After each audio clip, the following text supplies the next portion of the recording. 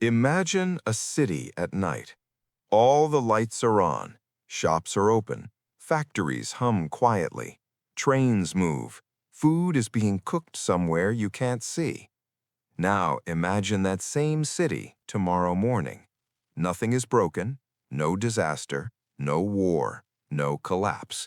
People simply decide to be careful. They save more, they spend less, and somehow the city starts to slow down. This is the uncomfortable truth most of us never hear. Saving money, the thing we're told is always responsible, always smart, always moral, can quietly hurt the economy. Not because saving is bad, but because of how modern economies actually work. And that tension matters right now more than almost any time in recent history. Because across the world, people are saving more. Governments are begging people to spend. Central banks are cutting rates. Ads scream buy now. Sales never end. Yet growth stays weak. Jobs feel fragile. Anxiety stays high. So what's really going on? Let's start somewhere simple. Picture a single person, you. You get paid. You have two basic options. You can spend the money, or you can save it. Spending feels risky. Saving feels safe. And at the individual level, that instinct is usually right. If you save more, you build a cushion. You protect yourself from emergencies. You gain freedom over time. No argument there. But economies are not individuals. They're systems, and systems behave very differently when millions of people do the same smart thing at the same time. To see why, we need to talk about what spending actually does. When you buy something, food, a phone, a bus ticket, that money doesn't disappear. It becomes someone else's income. Your spending is someone else's paycheck. That paycheck is then spent again, and again, and again. This chain reaction is what keeps an economy alive. Not innovation, not productivity charts, not stock prices, spending. Now here's where it gets uncomfortable. When you save money, you break that chain, not permanently, but temporarily. Money parked in a bank account is money not moving through shops, factories, and workers. And if one person does it, no problem. If millions do it at once, the system feels it. This idea has a name. It's called the paradox of thrift.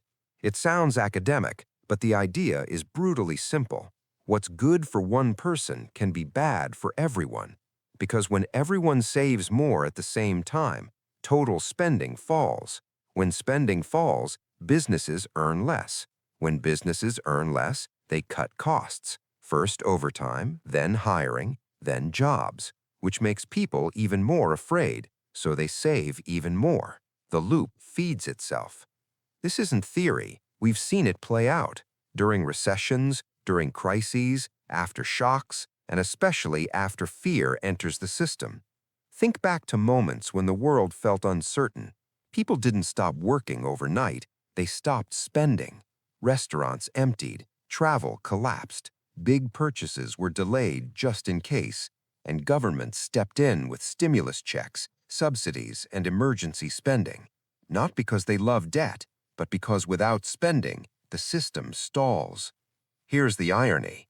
We teach people to save during good times, but when fear hits, everyone saves at once, exactly when the economy needs spending the most.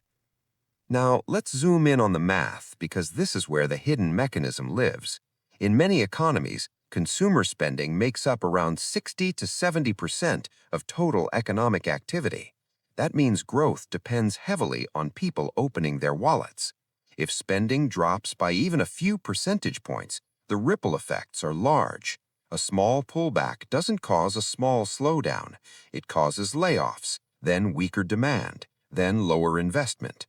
And suddenly, the safe behavior helped create the very risk people were trying to avoid.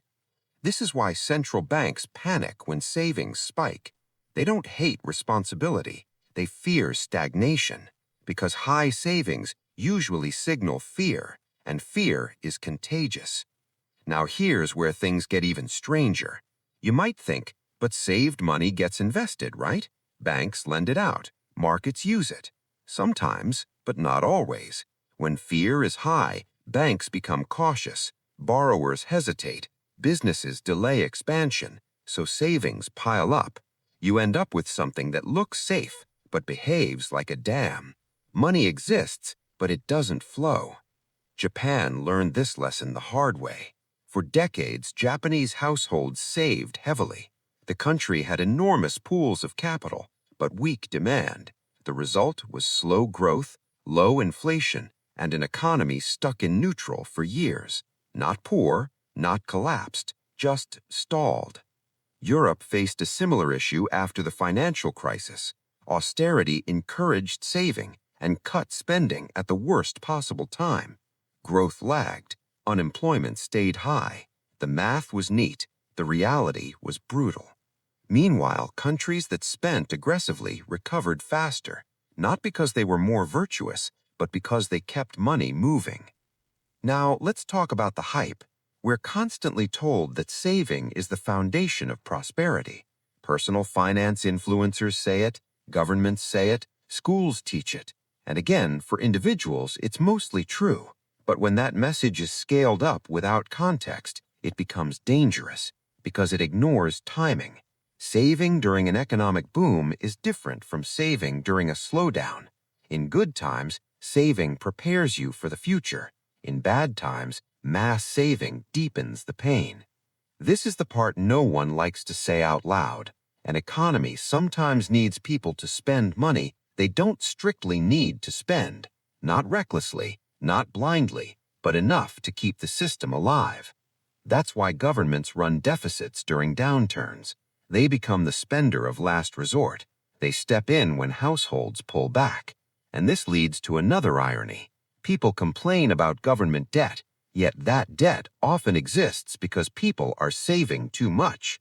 When private spending falls, public spending rises to fill the gap. If it doesn't, the economy shrinks. Now, zoom out even further. Look at today's world. High interest rates encourage saving. Rising uncertainty encourage caution. Aging populations save more. All at once. At the same time, productivity growth is slowing. This creates a fragile balance. Too much spending causes inflation. Too much saving causes stagnation. And policymakers are constantly trying to walk that line. Cut rates too fast, and bubbles form. Leave them high too long, and demand dies. There's no clean solution, only trade-offs. And here's the quiet humor in all of this. We built an economy where everyone is told to be careful, and then we're surprised when growth disappears. We praise thrift, then panic when it works. So what's the takeaway? Not don't save, that would be reckless. The real lesson is this. Economic health is not about everyone doing the same right thing. It's about balance. Some people spending, some people saving, some risk, some caution. The danger appears when fear synchronizes behavior, when millions of people all pull back at once. That's when the system strains. And that's why this topic matters right now, because we're living in a moment defined by caution. Households are defensive, companies are hesitant, governments are stretched.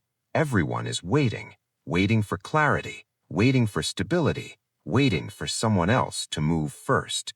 But economies don't move on waiting, they move on confidence, and confidence is fragile. So here's the uncomfortable question to sit with. In a world where saving feels safer than ever before, who is left to spend?